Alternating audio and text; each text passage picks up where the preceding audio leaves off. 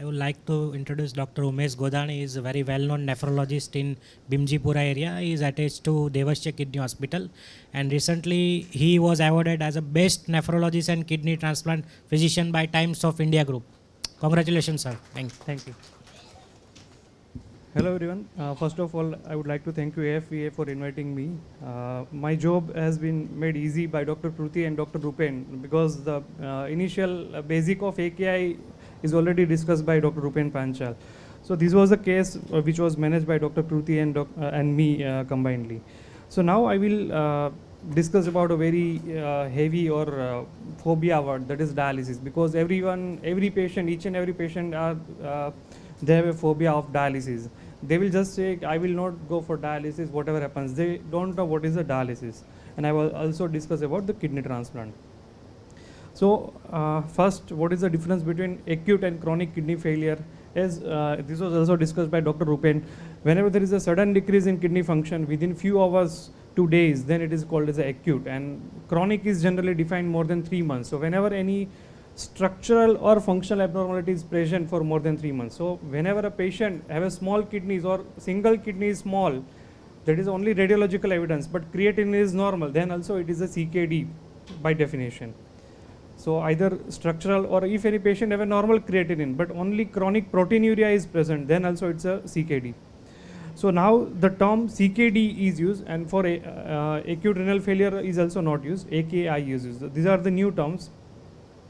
So now I will proceed regarding the dialysis and transplant. So dialysis is needed in two scenarios. One is the acute kidney injury and one is the chronic kidney disease. So what is the difference between these two? So majority of patients and even few doctors also have believed that if dialysis is done once, then it will be required for lifelong. So it's not like that. We have already seen in the case discussed by Dr. Kruti, this patient, he recovered from sepsis and AKI, and he required for 4 to 5 sessions of dialysis. So now onwards, he will not needed dialysis in long term. So it is a totally myth. So this is another similar case in which dialysis was required, but it was temporary.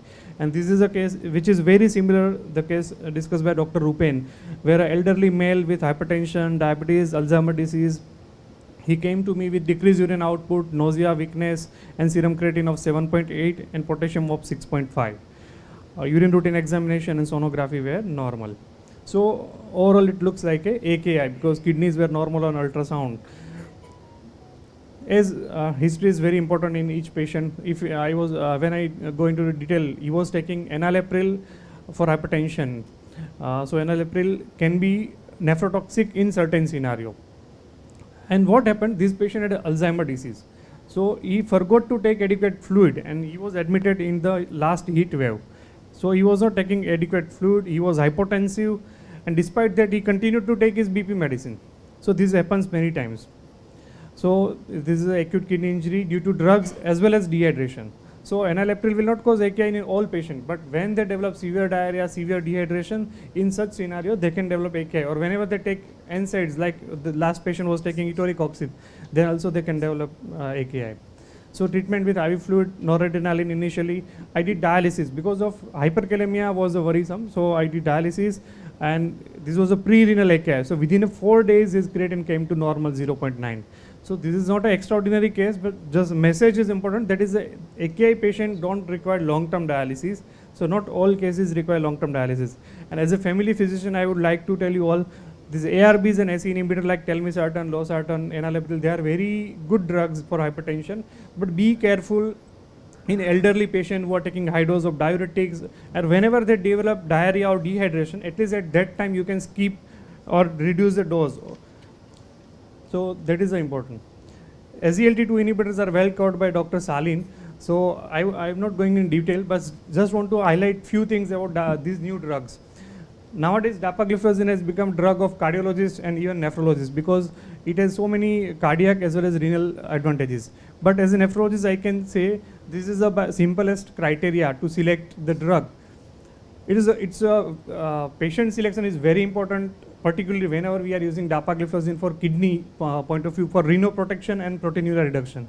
So don't use this drug in patients with GFR less than 30, because DAPA is very important cause of AKI as well. Nowadays we are seeing increasing AKI whenever it is combined with ARB and high dose of diuretics. So many AKIs are also happening because DAPA and these all SGLT2 inhibitors will initially cause volume depletion. So, and it will initially reduce the GFR. So in a long term, definitely they are beneficial, but we also have to see the drugs which are given along. So avoid in patient with acute infection or history of recurrent UTI, and it is best indicated in patient with proteinuria, either diabetic or non-diabetic patient with proteinuria. Now the next question, whether dialysis is better or kidney transplant is better. Here a young male came with, during routine office evaluation he found to have creatine of 7 milligram per deciliter. So urine routine was normal, but in sonography bilateral small size kidneys were there. So he was diagnosed to have CKD stage 5, and he was started on conservative treatment, and he was explained to create a AV fistula, and he will need dialysis or transplant in near future. But as usual, because in the routine checkup he was found, so he did not agree, and he lost follow-up for 3 months. And after 3 months he came to ICU with pulmonary edema, and at that time creatine was 11 milligram per deciliter. He took some herbal medicine for 3 months. So actually herbals don't work in CKD or ESRD. So we should discourage that, and many times there are so many things are going on, and many times we lose the patient for this. So he was admitted to ICU, and urgent dialysis was started. He was stabilized, and this time we again counseled him. He is a young patient, and kidney transplant is the only answer, so he can live a long life.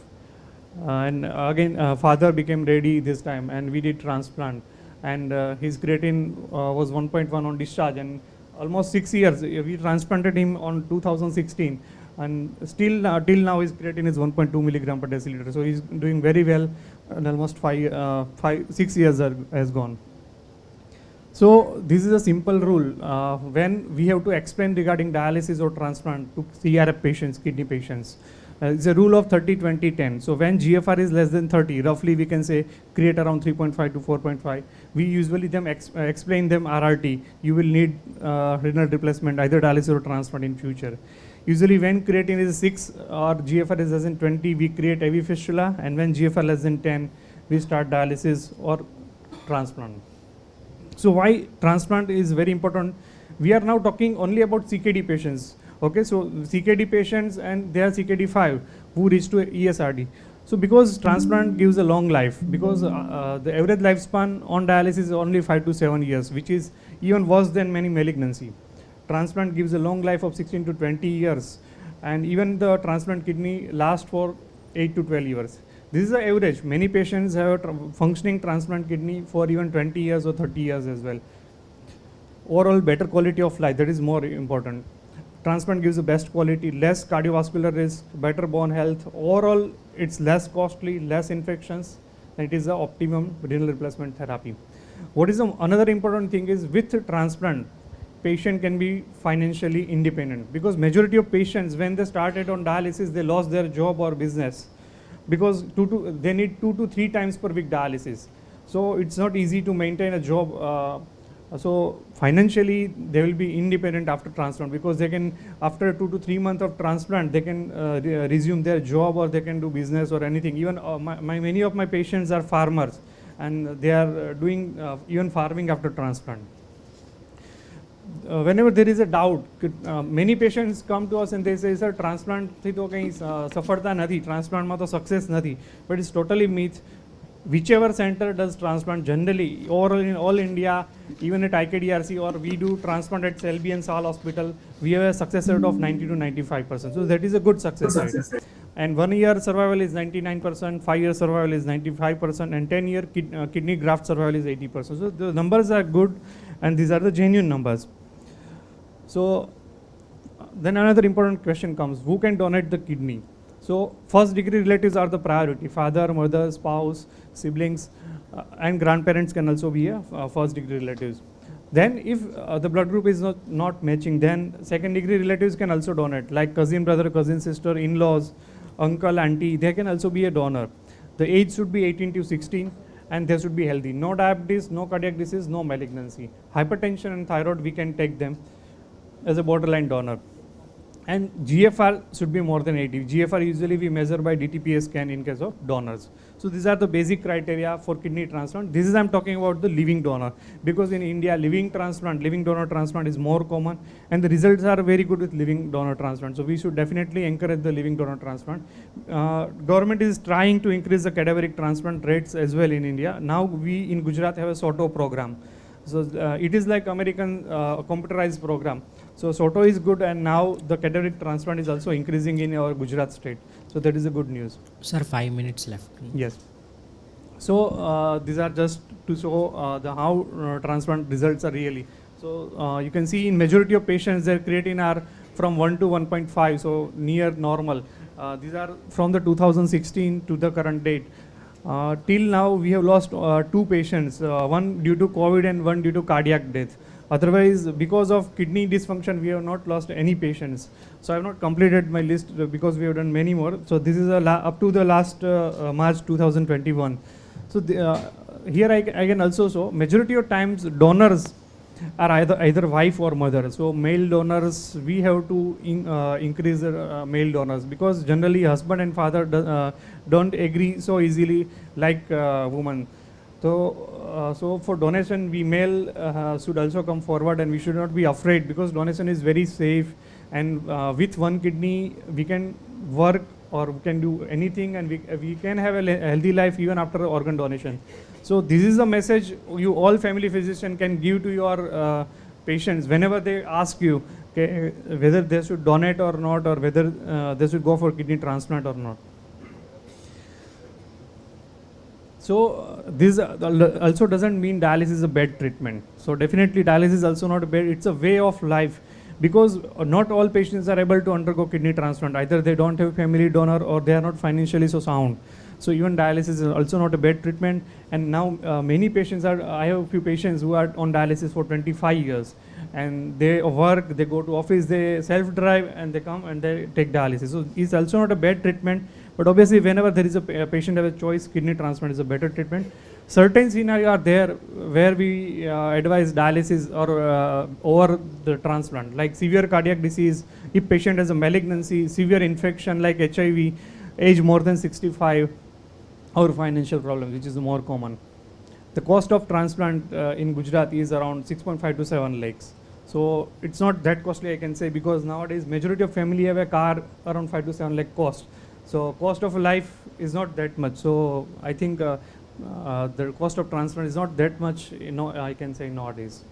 These are the few of media coverage. We always do some activities on World Kidney Day to increase the awareness. This was my patient we transplanted on World Kidney Day, where a wife gave kidney to husband. This is a routine scenario, but recently I also did transplant where husband gave kidney to wife, and one of the very rare, Sasuji had given to Bahu. That was also happened. So that should be a proud thing. Okay, now even mother-in-law is also coming forward to donate. Thank you very much. Thank you, sir, for giving deep insights regarding the kidney failure.